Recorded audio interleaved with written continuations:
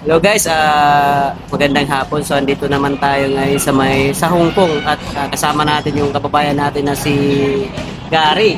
So ngayon guys, tatanungin natin siya kung paano siya napunta dito sa Hong Kong kasi marami tayong kababayan sa Pilipinas na nagtatanong kung paano mag-apply at makapagtrabaho dito sa Hong Kong. Sir Gary, paano ka nga pala napunta dito sa Hong Kong? Bali yung kasama ko nagtatrabaho rito.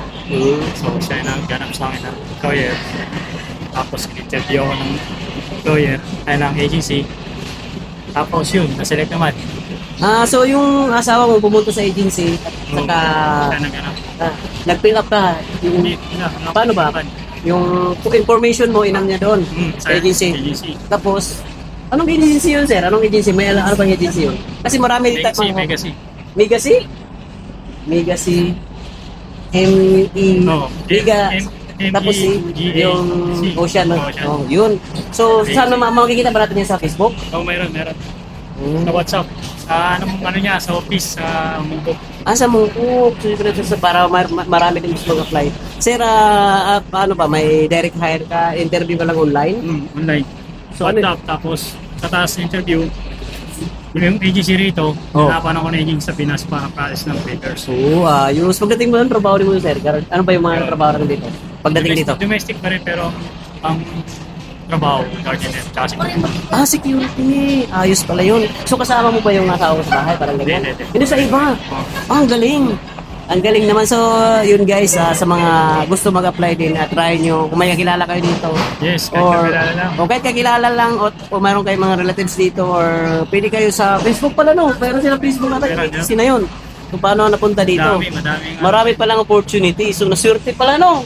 Kasi surti-surti lang talaga yung mga ano talaga dito na ma-hire yung mga lalaki dito. So marami kasi nagtatanong sa akin kung paano kaya. Andito ako para maalaman ko din ano yung paano kayo napunta dito at malalaman din ng mga viewers Kaya natin. kasi walang agency sa Pinas na pupunta ang agency, bira nag-garden na lang. Dapat dito muna no, yun pala. Kasi yun talaga yung napupunta yung mga lalaki dito, yung recommended, di ba?